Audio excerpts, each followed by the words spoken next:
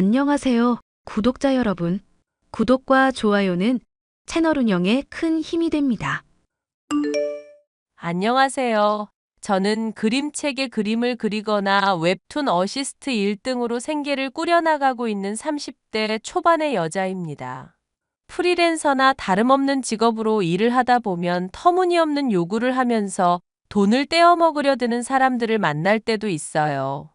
큰 금액이 아닌 이상은 그러려니 하고 넘어가는 편이지만 정도가 너무 심하다 싶을 때는 어떻게든 복수를 해야만 직성이 풀리는 편이죠. 그런데 다른 사람도 아니고 저의 남편과 시어머니가 저를 등쳐먹고 있었다는 것을 얼마 전에야 알게 된 일이 있었습니다. 제 인생을 등쳐먹으려던 인간들을 버려주고 지긋지긋한 구속에서 벗어나게 된 사연에 대해 얘기를 해볼까 합니다. 자기야, 의사 말 들어보니까 엄마 지금 사경을 헤매신다고 하거든? 병원에 가보고 싶은데 나 혼자 엄마 보러 갈 엄두가 나지 않아서 그래. 그러니까 당신한테 부탁 좀 할게. 나 좀 데리러 빨리 와주라. 나 지금 친구들이랑 술 마시고 있다니까? 오랜만에 만난 친구들이랑 술자리 있다고 미리부터 말했잖아. 술은 아직 안 마셨잖아. 그리고 자기도 엄마랑 많이 친하잖아. 요양보호사 중에 자기가 제일 착하고 성실하다고 매일같이 칭찬해주던 사람이 우리 엄마야. 곧 돌아가실지도 모른다고 하는데 얼굴 한번 안 보려는 건 너무하지 않아? 일하다가 오랜만에 가지는 휴식이잖니. 이해 좀 해주라. 그리고 장모님 똥오 좀 치워드리면서 자주 봐와서 아는데 이렇게 쉽게 가실 분 아니셔. 의사가 곧 돌아가실지도 모른다고 말했다니까? 엄마까지 죽으면 이제 나 세상에 혼자인데 그런 상황을 나 혼자 맞이하라는 거야? 부탁이니까 친구들한테 얘기하고 제발 나랑 같이 병원 좀 가자. 요양병원 위치 자기랑 나 있는 곳에서 그렇게 멀지도 않잖아. 응? 아, 진짜 힘들게 하네. 장모님 요양병원에 가셨고 이제는 내 담당도 아니잖아. 그리고 사경 헤매시는 건 이제까지 자주 그랬었고 그 얘기만 이번까지 치면 5번인가 되지 않았나? 매번 같이 가줬으면 됐지. 좀 본격적으로 놀아볼라니까 이 야단이네? 나 정말 힘들어서 그래. 마음이 너무 힘들고 고단해서 제발 부탁 좀 하자. 응? 자기 차 몰고 가면서 술도 안 마신다고 분명 약속했잖아. 아님, 설마 술 마셔놓고 거짓말하는 거야? 에헤이, 아무리 음주운전 전력이 있어도 그렇지. 사람을 의심하면 쓰나? 알겠어. 알겠으니까 일단 좀 두고 봐. 친구들이랑 얘기 좀 해보고, 그러고 갈지 말지 좀 결정을 하든지 하게. 갈지 말지 결정을 하는 게 아니라 무조건 오라고. 나 자기랑 결혼한 거 엄마한테 잘해주는 모습에 반해서 그런 거였어. 그런데 자기가 이렇게 차갑고 이기적인 사람인 줄 알았으면 결혼 안 했다고. 솔직히 요양보호사로 일한답시고 일주일에 며칠 일하지도 않고 놀러만 다니는 사람이잖아. 엄마 문제로 20번은 넘게 불렀는데 막상 온 건 5번뿐인 거고. 아, 진짜 시끄럽네. 알겠어, 알겠다고. 이제는 하다 사람 노는 것까지도 잔소리야. 아휴, 세상에 남은 유일한 혈육인 엄마마저 폐암으로 인해 죽음을 맞이하게 되자 저는 정말이지 절망적인 마음에 남편에게 거의 생떼를 쓰다시피 했습니다. 하지만 아무리 기다려도 전화를 걸어도 남편은 오질 않았고 결국 저는 혼자 요양병원에 가서 임종을 맞이하는 엄마를 보게 되었는데요. 엄마의 죽음만으로도 가슴이 먹먹해지고 찢어지는 듯 마음이 괴로웠지만 절 기다리고 있는 절망적인 상황은 이것이 끝이 아니었습니다. 전화가 되지 않던 남편의 핸드폰으로 얼마 뒤에 연락이 오더니 병원 관계자라는 사람이 충격적인 소식을 들려준 것이었죠. 남편이 차를 몰고 가다가 트럭과 추돌하는 사고가 일어났다는 것이었습니다. 어머님, 지금 그이가 병원에 가 있다고 하네요. 저랑 같이 가보셔야 할 것 같아요. 아이고 세상에, 이게 무슨 일이다니. 우리 장남이 사고라니. 트럭이 웬 말이냔 말이다. 아이고. 진정하세요, 어머님. 그렇잖아도 내가 얘기했잖니. 법사님이 이 집안에 흉흉한 일이 일어난다고 예언하셨는데. 끽해야 돈 2천만 원을 아까워하다가 이런 야단이 났구나. 트럭이랑 추돌이 났는데 다리가 다 작살이 났다는 게 대체 무슨 얘기인지 모르겠구나. 자세한 건 병원에 가서 확인해 봐야 할 것 같아요, 어머님. 사돈 양반은 죽고 우리 집안 장손이 장애인이 되다니. 아이고 세상에. 하늘도 무심하시지. 아픈 사람 돌봐주는 걸 보람으로 느끼던 애한테 이게 무슨 일이란 말이냐. 대답 좀 해보거라. 세상이 대체 왜 이렇게 돌아가는 거냐, 응? 이게 대체 어떻게 된 거니? 어머님, 진정하세요. 응급실로 가는 중에 얘기 들어봤는데, 그래도 생명에는 지장이 없을 것 같더라고요. 세상 일 모르는 거다. 멀쩡하던 사람도 하루아침에 픽픽 쓰러지는 거 모르니? 사돈 양반이 죽고 우리 장손이 갑자기 장애인 될 줄 알았냔 말이다.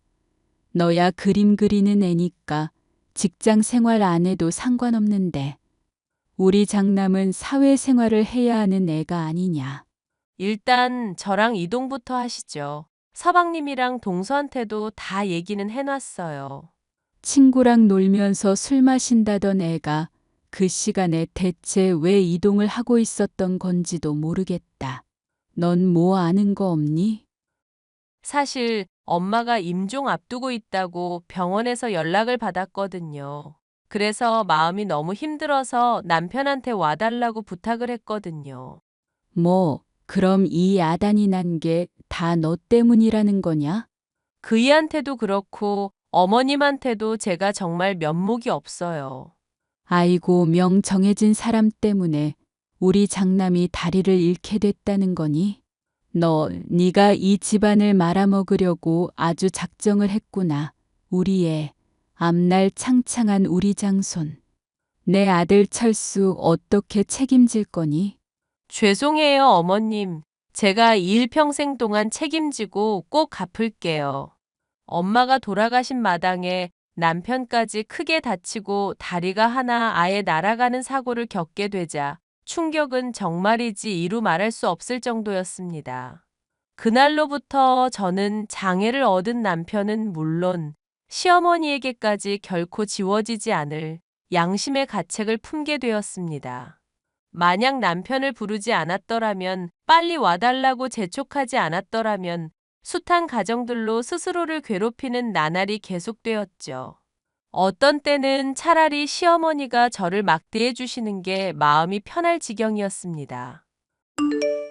너 지금 와서 당장 화장실 청소 좀 하거라. 김장도 100포기 정도 한 번에 해둘까 싶은데 그것도 거들고. 네, 어머님. 엄마, 집사람 그림 의뢰 쌓인 게 지금 3건 정도 돼서 바빠. 차라리 내가 가서 도울 테니까 집사람은 좀 쉬게 해줘. 철수 너 지금 무슨 소리를 하는 거냐. 장손이 어디 여자들 하는 부엌일에 나서니만이 하고 있어? 너 다리 잃고 변변한 요양보호사 일도 때려치우게 됐으니 이제 그것밖에 없다며? 이런 사소한 일에는 신경 쓰지 말고 공무원 공부나 열심히 해. 그래도 나 먹고 사는 건 집사람이 돈 벌어와서 그런 거잖아. 게다가 집사람은 그림 그리는 사람이라 손도 아껴 써야 하는 거 몰라? 내가 다리가 날아갔지. 손이 잘린 게 아니잖아. 그 불편한 다리로 여기까지 어떻게 온다는 거니? 화장실 청소는 어떻게 한다는 거고? 철수 너 지금 제정신으로 하는 소리냐? 여보, 그만해. 어머님, 제가 당장 갈게요. 동생 내외도 있는데 왜 이런 일을 꼭 집사람 시키는지 이해가 안 가서 그래. 내가 그래야 직성이 풀려서 그런다. 됐니? 너 다리 장애 만들었는데 이 정도도 못 부려 먹는다고 하면 세상 사람들이 다 비웃겠구나. 그리고 법사님도 이렇게 해야 업보를 털 수가 있다고 했어. 그러니까 잔소리 말고 내가 시키는 대로 따르게나 하거라. 나도 이제 몸 다 회복했고 장애인 된 상황도 적응했어. 엄마가 이럴수록 오히려 내 마음이 더 힘든 걸 왜 이해 못 해줘? 집사람 자꾸 괴롭히면서 이 문제를 상기시키는 것 좀 그만해. 자꾸 양심에 가책 건들지 말라고. 자기, 나 위해서 걱정해주는 건 고마운데 어머님이랑 너무 싸우지 않았으면 좋겠어. 그게 무슨 소리야? 엄마가 당신한테 괜히 심술 부리는 걸 참으라고? 김장이며 화장실 청소를 당신만 해야 한다는 법이 정해진 것도 아니잖아. 그리고 업보니 뭐니 하면서 대놓고 당신 괴롭히고 있는데 그걸 어떻게 참아? 이래야 내 마음이 편해서 그래. 차라리 어머님처럼 대놓고 말해주니까 오히려 좋다. 아버님도 그렇고 자기며 서방님까지. 사람들이 착해서 그런지 오히려 나 원망 안 하고 배려해주고 있잖아. 이런 상황에서 내가 조금이라도 죄책감 덜려면 차라리 일하는 게 좋아. 어머님 화장실 청소 도와드리고 김장까지 거 하면 되는 거지. 나 공무원 공부 시작하고부터 당신 여기저기서 일 계속 늘리고 있잖아. 웹툰 채색에 그림책 검수며 하는 일 한두 개가 아닌 것 같던데? 잠까지 쪼개가며 고생해놓고 엄마한테까지 휘둘릴 필요 없다니까? 그것도 내가 좋아해서 하는 거니까 너무 신경 쓰지 마. 자기도 필요한 일 있으면 나 편하게 부려먹고. 이미 충분히 고생하고 있는 사람인데 내가 어떻게 그래? 그래도 고마워. 덕분에 한편으로는 숨통이 트이는 것도 맞으니까. 내가 왜 고마운데? 고생하는 건 당신인데. 나 원망 안 하고. 그렇게 노는 거 좋아하던 사람이 친구들하고 만남도 죄다 끊었잖아. 사고 난 거 핑계로 놀러 다닐 수도 있었을 텐데. 그러지 않으니까 너무 고맙지. 사고가 난 이후에도 절 원망하지 않고 성숙한 모습을 보이며 미래까지 준비하는 남편. 장애를 갖게 되었지만 이로 인한 불편을 느끼지 못할 정도로 헌신해야겠다. 매일같이 다짐하는 저였습니다. 하지만 아무리 그러한 다짐을 하고 있다고 하더라도 시모의 무리한 요구는 나날이 수위를 높여가고 있어 점점 감당하기가 어려워지고 있었는데요. 나 내일 집 비울 테니까 와서 집이며 화장실이며 청소도 좀 해놓거라.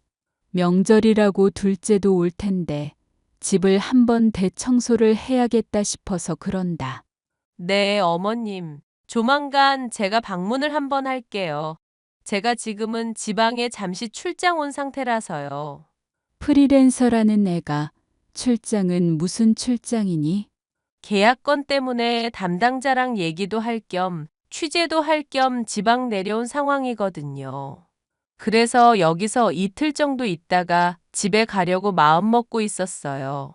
아니, 그럼 우리 철수 돌보는 건 누가 한단 말이니? 너 이러고 있는 동안 철수가 혼자서 낑낑거리면서 밥도 차려 먹어야 한다는 거냐? 그이 친구들도 집에 놀러 온다고 했고 음식이야 배달로 시켜 먹는다고 하더라고요. 별 문제 없지 않을까 싶은데요. 그러니까 네가 기본이 안 되어 있다는 거다. 법사님께서 액대마라고 할 때도 돈 아깝다고 안 보태더니 이 난리를 겪은 거 아니냐. 시모 말 좀 들으라고 사정사정을 해도 쳐듣지도 않고 또 누구 다리가 하나 절단 나야만 말을 들을 거니? 어머님, 무슨 말씀을 그렇게 하세요? 마리 씨가 된다잖아요. 네가 지금 시모한테 말 트집을 잡는 거냐. 마리 씨가 되고 자시고 간에 네 태도부터 바로잡으라는 얘기다. 태도부터. 너야 집 떠나서 혼자 여기저기 여행 온 기분 내면 좋겠지. 퍽이나 즐겁겠지. 그런데 우리 철수는 다리 하나 날아가서 제대로 걸어 다니지도 못하는데 여행을 즐길 마음이 생기디. 그이도 저 며칠 더 있는 거에 동의했어요, 어머님. 제가 오히려 일찍 가면 친구들이랑 오래간만에 만나는 것도 지장 생길 테고요. 집 어질러도 되니까 편하게 쉬라고 말해두고 와서 그이가 정말 좋아했는데요. 내가 너였으면 다리 다친 애가 걱정돼서라도 어떻게든 짬내서 들여다봤겠다. 아님 출장인지 뭔지 후딱 처리하고 일찍 돌아갔겠지. 하여튼 넌 왜 이렇게 애가 이기적인지 모르겠구나. 청소고 나발이고 다 때려치우거라. 됐으니까 나 혼자 하다가 앓고 죽고 말지. 죄송해요, 어머님. 뭐 너도 돈 벌려고 하는 거니까 내가 어느 정도는 이해한다. 하지만 돈이든 사람이든 다 때가 있는 법이야. 그리고 자리를 비우거나 못하게 되면 말로만 때우지 말고 성의를 보여야 하는 법이고. 내 마침 코트가 하나 필요한 것 같은데 선물해주고 싶은 마음이 있으면 용돈 좀 붙여보든지. 그렇잖아도 어머님 생일 곧 다가오고 있잖아요. 그럼 그것까지 묶어서 선물로 드리면 될까요? 무슨 헛소리를 하는 거니? 생일 선물은 생일 선물이고 성의를 보이는 건 성의를 보이는 거지. 그걸 왜 묶음으로 처리하고 있어? 넌 나랑 철수합이. 나중에 죽고 나면 세트로 제사상 차릴 거니? 나날이 수위를 더해가는 시모의 무리한 요구 때문에 저는 점점 스트레스를 받고 있었는데요. 그래도 남편에게 제가 잘해야 하는 것은 맞다고 생각은 들었습니다. 다리를 잃고도 절 한 번도 원망하지 않았던 남편을 아무리 친구들이랑 있다고 하지만 내버려 두는 게 마음이 좋지 않아 출장을 얼른 끝내고 집에 돌아갔죠. 늦은 저녁 도착한 집에서는 술 냄새가 풀풀 풍기고 있었는데요. 공무원 시험을 치러 합격하겠다던 남편은 오랜만에 마신 술로 인사불성이 되어 있었습니다. 친구들과 널브러져 있던 남편을 깨워 침대에 눕히려고 하던 저는 이상한 이야기를 들을 수가 있었죠. 자기, 일어나서 침대에서 자야지. 여기서 자면 입 돌아가. 일어나자, 응? 미안해. 내가 엄마 때문에 어쩔 수가 없었어. 나도 내가 나쁜 놈인 거 알고 있다고. 어휴, 술 냄새. 뭐 이렇게 술을 많이 마셨어. 일어나기나 해. 들어가서 자. 양말도 벗고, 응? 너 속여서 미안해. 근데 나도 살아야 할 거 아냐. 솔직히 나도 내가 공부 머리 없는 거 알거든? 나도 그냥 편하게 이렇게 살고 싶다고. 무슨 말을 하는 거야? 날 속이다니? 내가 진짜 평생 미안해하면서 살게. 엄마도 때가 되면 멈출 거라고 했으니까. 그때까지만 참자. 알겠지? 술에 취해 영문 모를 소리를 뱉어대던 남편. 대수롭지 않게 생각하려던 저였지만 그 말들이 계속 맴돌아 결국 몰래 핸드폰을 확인해 보기로 했는데요. 남편과 시모의 대화를 살펴보던 저는 충격적인 진실을 알 수 있었습니다. 저로서는 상상도 할 수 없을 추악한 진실이 담겨 있는 대화였습니다. 너 앞으로는 어떻게 할 거니? 내가 여기서 더 나쁜 시모 노릇 했다가는 애가 아예 엇나갈까봐 걱정이구나. 덕분에 나는 착한 남편 노릇하고 있잖아. 솔직히 나는 엄마가 그냥 이대로 평생 악역해주면 좋겠는데? 엄마가 천년만년 살 것도 아닌데 네 앞가림은 네가 알아서 해야지. 너 공무원 시험 공부는 어떻게 할 거냐? 어차피 그것도 뭐 명분이 그렇다는 거고 진지하게 하는 건 아닌 거 알잖아. 나는 그냥 이대로 평생 부양받으면서 마누라한테 얻어먹고 살고 싶네. 이거사 네 뒷날 생각해서라도 지원받을 수 있을 때 살 기반을 장만해 둬야지. 지금 가뜩이나 대출까지 내서 법사님한테 굿한 마당인데 너라도 돈을 벌어야 할 거 아니냐.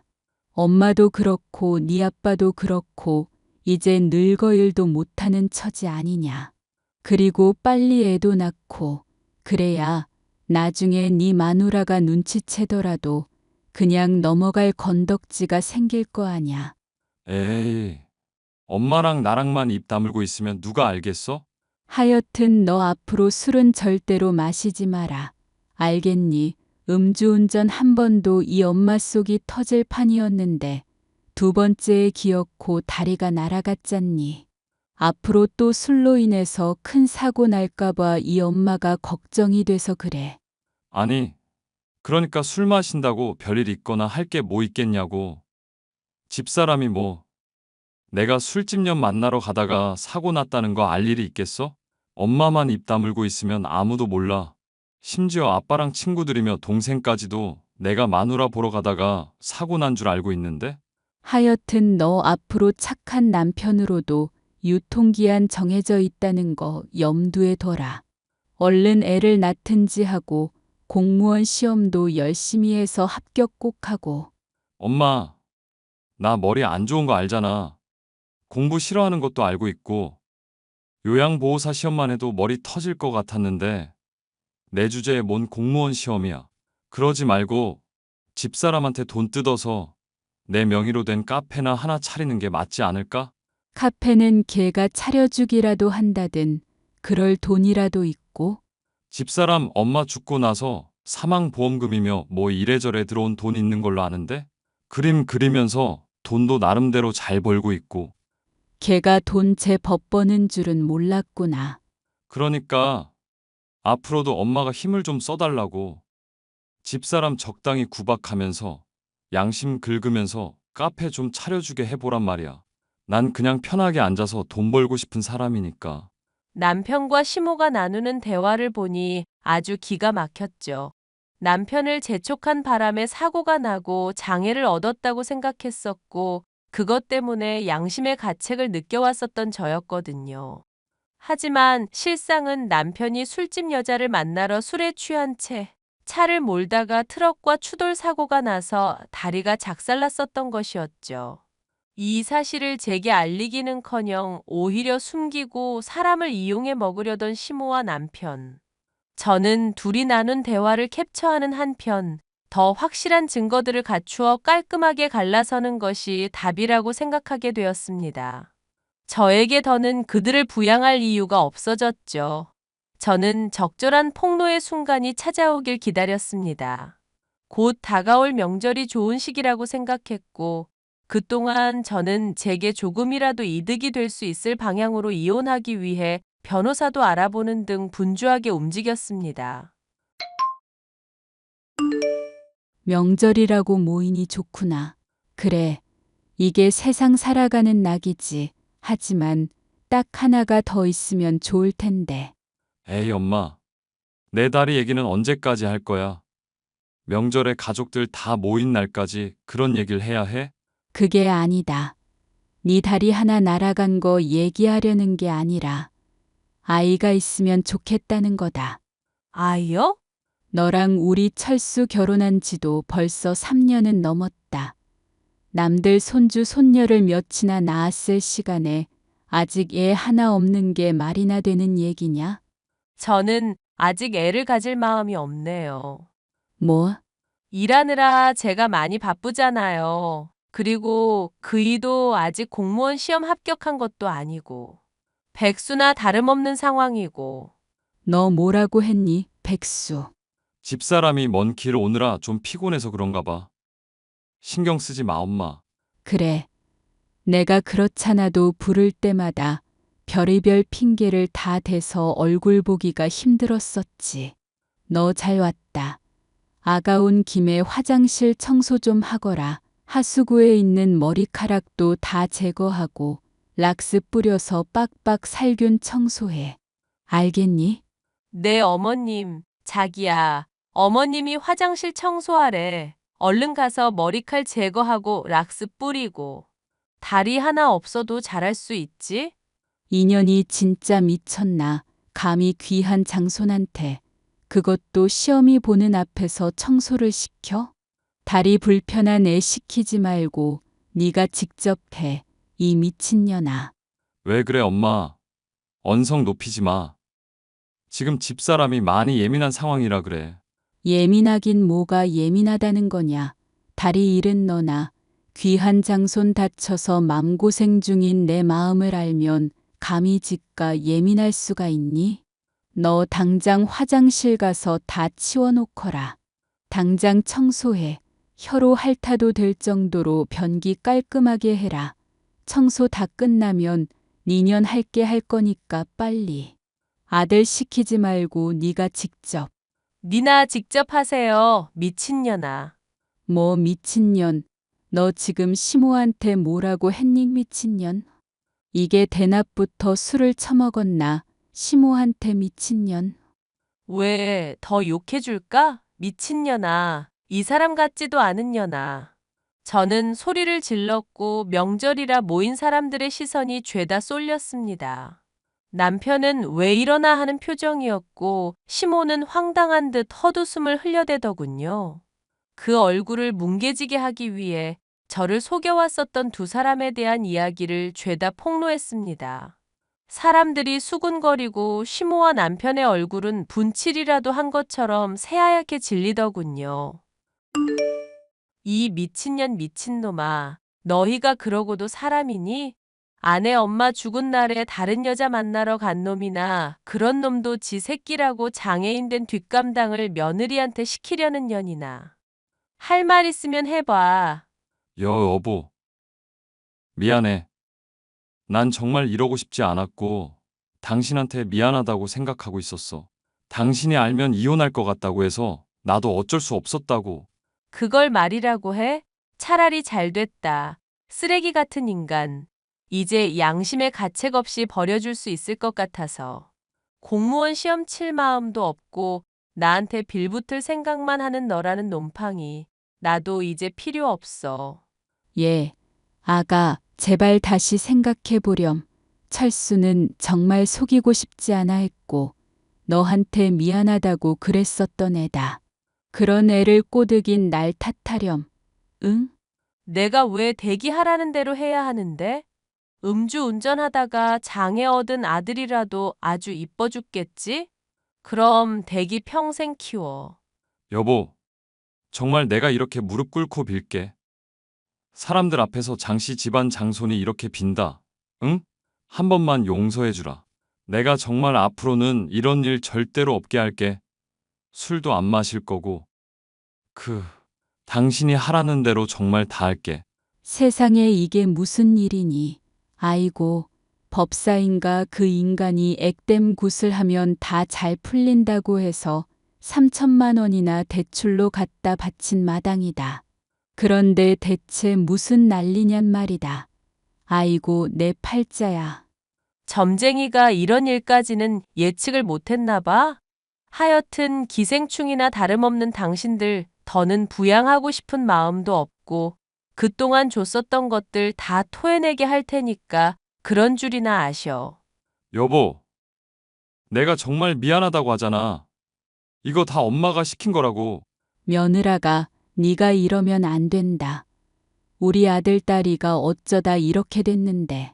네가 정말로 철수한테 잘했거나 진즉에 애를 가졌으면 애가 술을 마시러 가지도 않았잖니. 내가 법사님한테 그간 갖다 바친 돈만 1억이 넘는다. 그거 절반이라도 메꾸고 가거라. 응? 말하는 꼬락서니 보니까 정신 차리는 건 이번 생엔 불가능한 모양이네. 계속 그렇게 본인들 잘못 곱씹으면서 평생 후회하면서 살아. 수고.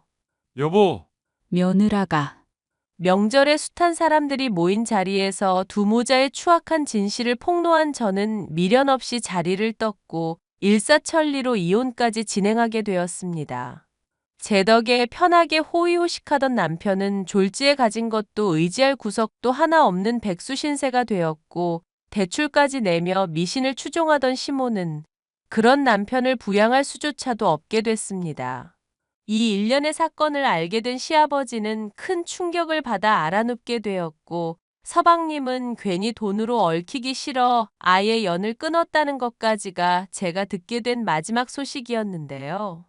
본인들의 잘못에 대한 대가를 치르는 것뿐이니 저로선 불쌍한 마음이 요만큼도 들지 않네요. 기생충 같던 두 모자에게서 벗어나 자유를 찾게 되기까지의 사연이었습니다.